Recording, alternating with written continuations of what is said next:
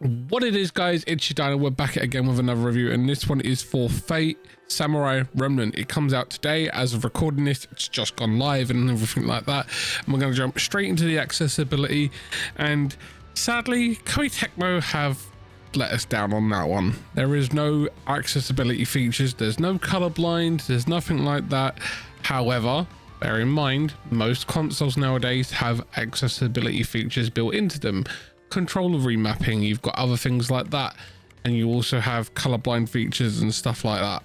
Now we'll jump next one into the customization, and the customization on this game is a lot more than you would think. Most anime based games usually tend to be fighting games, and that's basically it.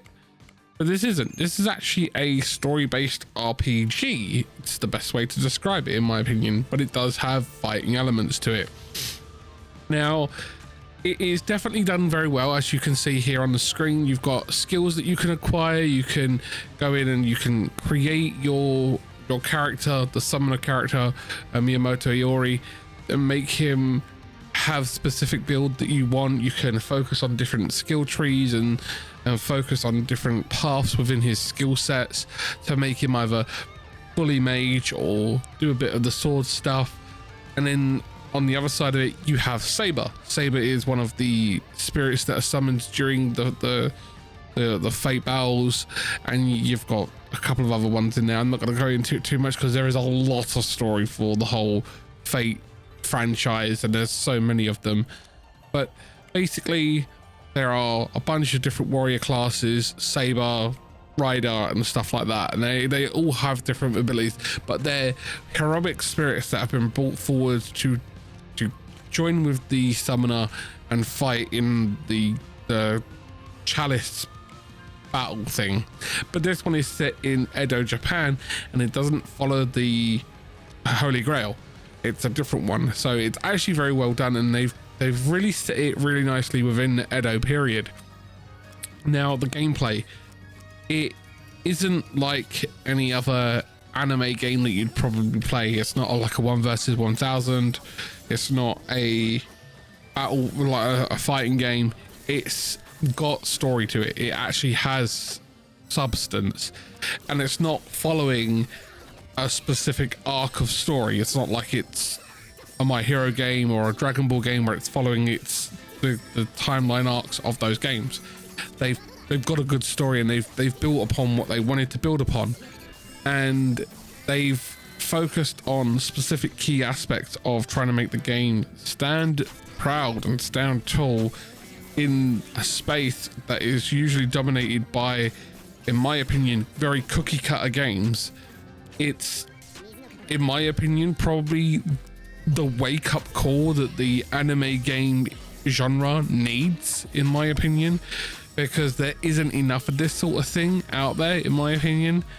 It's just, everything else is very cookie cutter. It's very, oh, it's a fighting game, you go through the arc of the character, you play the protagonist, you play the main character, Goku or Deku or Naruto or JoJo, and you play that specific character, and sometimes will change to a different character depending on where the story is.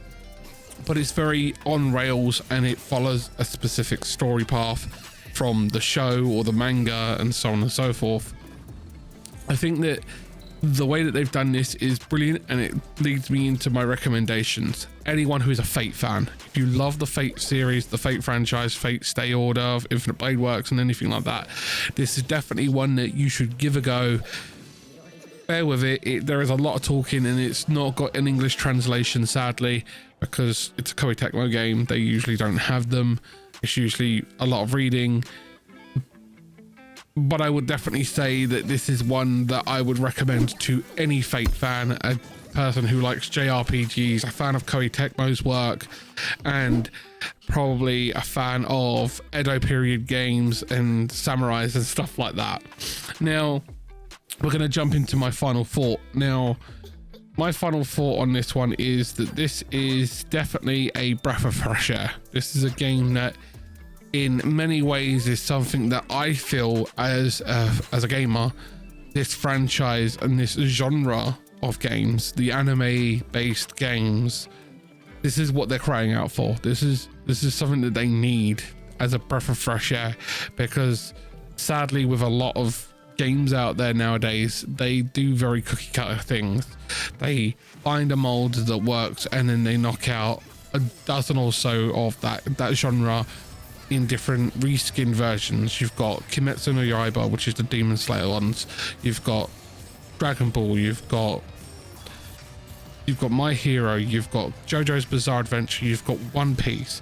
Those are just 5 off the top of my head, and I feel like all of those very cookie cutter games, they're very following the same model and the same pattern, and they do the same thing because they 9 times out of 10 they're usually made by the same group of developers, and it's just a case of, in my opinion, them just reskinning a same game again.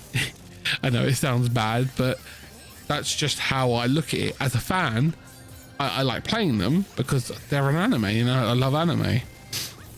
But as a gamer and as a person who reviews games, I look at it with a very critical aspect of, why is there no innovation? Why are they not innovating? Why are they not trying something different? Why are they not trying to expand the genre of anime games into different genres of gameplay type, like RPGs, action adventures, ARPGs? Why are they always fighting games? Why is it always very one-sided and one style? But I feel like this is definitely the breath of fresh air that is much needed for this genre of games, and it could honestly bring a lot more life back into the anime genre if this game does well. Now, that being said, I don't know that. I don't know if it's going to do well. I don't know if it's going to do amazing or flop or whatever. It comes down to the Fate fans primarily. If the Fate fans pick this game up and go nuts for it, then I think it's going to do amazing. But that's just my opinion. I don't know, because I'm not a person that can see into the future.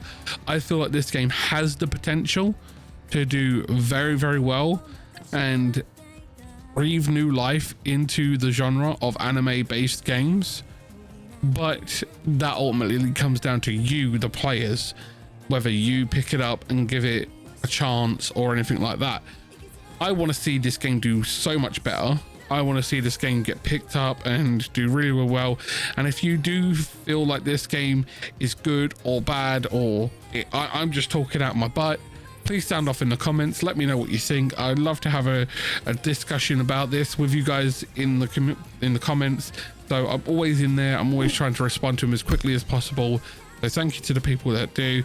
Thank you to all the people that have supported the channels that we have, and I greatly appreciate it. So as always, guys, if you have a difference of opinion, if you disagree or agree, or this helps you decide whether to pick up the game, let me know in the comments. Don't forget to leave a like, and if you haven't subbed already, hit that sub button and ring the notification bells, and I will see you in the next one. Be safe, and I'll see you then. Take care, guys. Bye.